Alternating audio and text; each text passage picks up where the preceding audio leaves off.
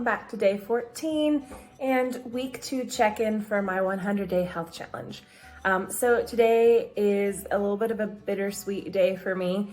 It's my 2-week check-in and I'm actually super excited about the progress I've made, but it's also kind of bittersweet because today, October 2nd, is when my dog would have had her 14th birthday, and I lost her in May, so it's been about 5 months. And so I'm just I might be a little bit more quiet and subdued today. I really am excited about all the progress I've made, but it's just been a little bit of a tough day. I have been handling things as well as can be over the months. But it just seems still so weird not to have her around and have her here all the time, especially now that I'm in a new place. And she was here for a little bit, but and I'm really glad, that she didn't. I knew it would be some time from when she did, go on to the next year, that it would have been any time. And but it doesn't make it easier. And so I guess today's just been a challenge to do. Okay, so grief and stress and frustration and pain and loss and all the things that are part of the human existence, we deal with them. We may not deal with them all the time, but they do come and they go, but we are always marked by them. We always have scars left from trauma and pain and suffering and loss. And on the flip side of that, we have the joy and the experience. I mean, the whole part of it is to have been able to experience the joy in a lot of those things too. Losing someone or something you love, it's okay to grieve it. It's okay to process that and to be influenced by it. I think, and I don't want to be preachy here, but because I know that sometimes you just don't want to hear. You want to just be able to feel what you feel, and it's good. You should feel what you feel. But I will say something that I've had to find in myself is not letting it affect me to the point where it damages my health, my own living. I know dogs are not humans, all right?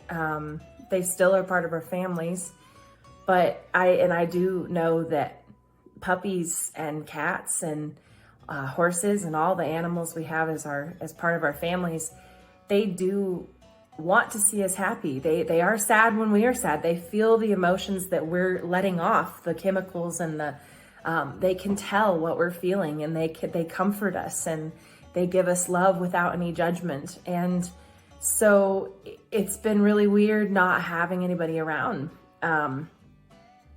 not having that stress relief, that comfort, just that joy and I never realized how quiet a home was until, I didn't have my puppy. And I didn't realize just the small things, even like how much of my motivation to go outside and do things was because of her, how much joy she brought me and how much inspiration to be out and enjoy the simple things.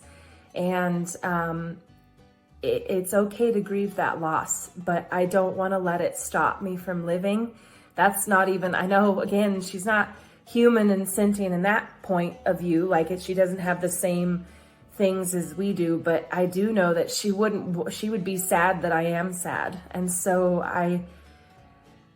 today has been, I had plans today, and I've been having to strike the balance of realizing it's okay to give myself time to grieve and process, but that also I don't need to give up the basics of my health either. And so I have been trying today. I felt really bleh and gross when I woke up. I just ended up letting myself sleep in today.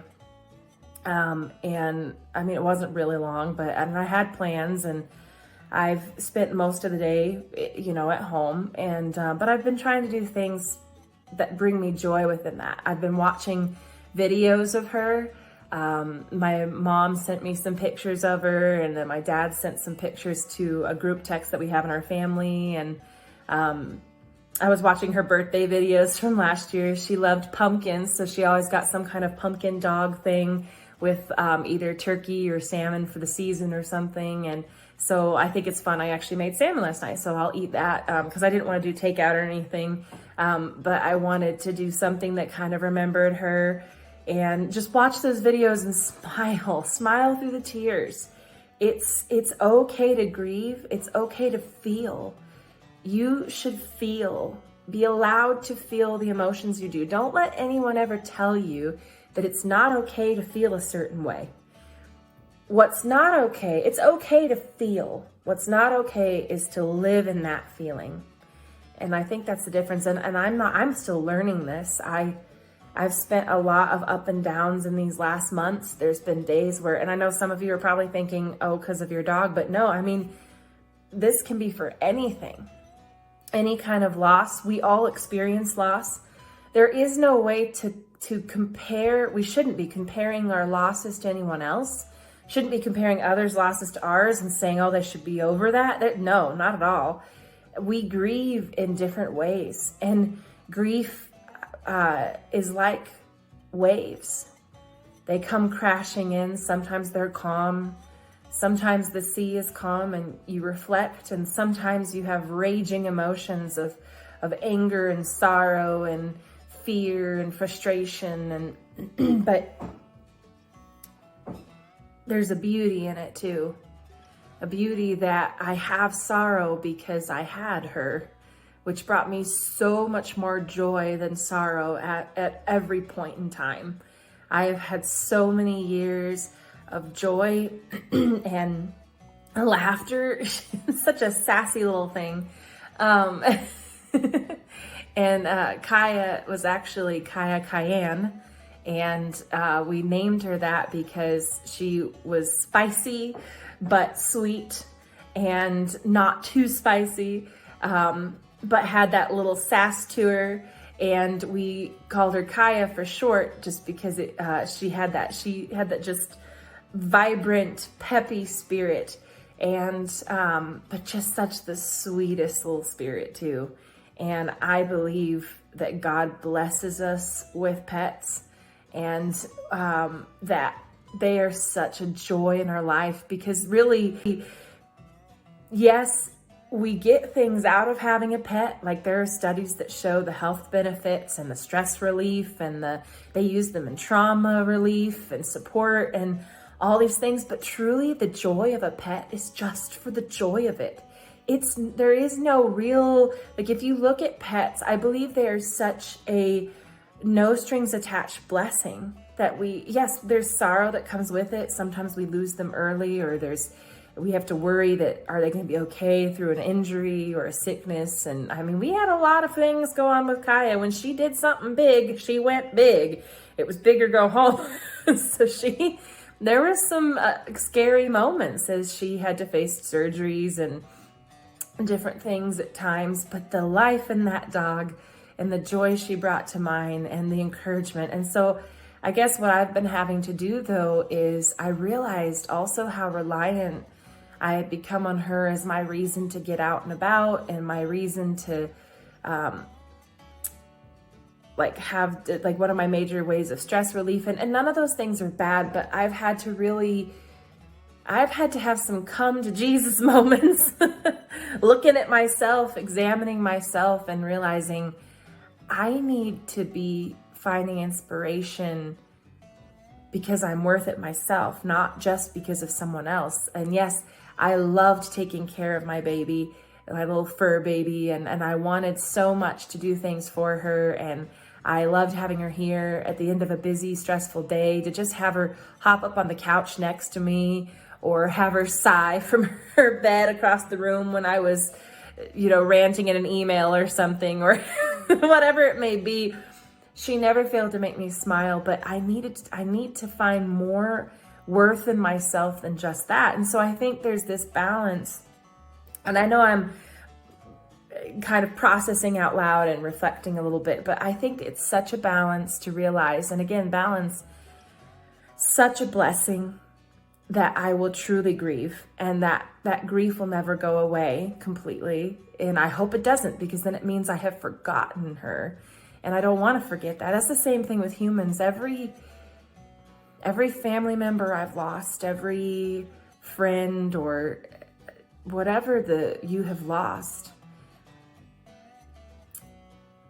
No, we don't enjoy the grief and the pain. But if we didn't have it, we would never have experienced then what it meant to have and lose someone or something. And I know that death sucks, and I know that pain sucks and suffering, and we look around the world sometimes and think, why is this happening? And I know there are so many huge things going on that I can't even imagine, and my heart goes out, and but we do all grieve, and it's okay to grieve. But don't get stuck in it. So for example, today I've just been trying to find small ways not to overwhelm myself, to let myself have time to process and watch those videos and laugh and cry and smile, but not get so caught up that I'm forgetting to live too, because I'm still here and I will be here for whatever amount of days I have, but I want each of those days to be used so that I'm remembered too as having inspired people, or not that they remember me so much as I inspired someone, or that the things I taught someone will be remembered, and that I was a good influence in their lives, and that I did something to fulfill my calling and to help people in this world and serve them. And I know sometimes that comes off as like just, oh yeah, sure. But I mean, I truly do hope that. I know that I don't always do that successfully. But anyways, I don't know. This is a bit rambling, isn't it? But I hope that something in this resonates with you, and know that it's okay to grieve, but don't get stuck there. Don't get stuck there. So my check-in for day two, my second check-in for week 2. And so I've been doing this for 2 weeks. It's been really exciting. I know I don't exactly look it right now, just because I'm in that fluctuation right now of bittersweet moments here. But I started this journey with Caya. She was a lot of my inspiration to get out and move and do things. And so I am so happy with how far I've come. And even though she's not here to enjoy the more energetic me and everything, even though I tried to do stuff with her, I'm still really happy I had those opportunities. And anyway, so for week 2, from day 1 to day 7, so the 19th to the 25th, is that right? Yeah. 19, 20, 21, 22, 23, 24, 25. Yeah. It's weird because, I know 19 to 7 is technically 26, but because I'm including 19 as day 1, it's actually the 25th. Anyways, forget that. So the first week I went from 393.6 pounds to 382.2, which was a total week 1 loss of 11.4 pounds. Then, as I know that I've told you all, I've fluctuated and roller coastered all over the place this week. But the good news about that is that from day 7 to day 14, which is today, I have lost actually 2.4 pounds. So from 382.2 to 379.8, I've lost 2.4 pounds in the second week, which is still really good, because even though I've fluctuated, I'm still moving downward. And I'm hoping with this movement stuff I'm adding in, with new inspiration, will help with that. So that brings me to a 2-week total loss of 13.8 pounds. Now for me, whose goal was to lose 2 to 4 pounds in a 2-week period, because 1 to 2 pounds a week, that's a huge overshot of what I planned. And so it's been really exciting. And so I am happy. Today's just one of those days where I'm not necessarily physically expressing it because I'm just, anyways. But so I hope you all have a good day today. And if you are going through something right now, I hope that you can smile and laugh in the pain and sorrow. But also know that it's okay to be sad and devastated and hurting too, but don't get stuck there and keep on moving. It'll come and go. You'll feel like you're drowning in sorrow one day, and then the next day you're fine. And you'll be fine, and it'll lessen in ways over time, but you'll still have that scar, and that's okay, because it shows the life you've had and where you've come from and where you're going. And you'll always remember, I hope, the joyful moments and the fun and the happiness and laughter over anything else. So I hope you are encouraged today. I hope that you have a great rest of your day and a great start to your week. I will see you tomorrow. Bye.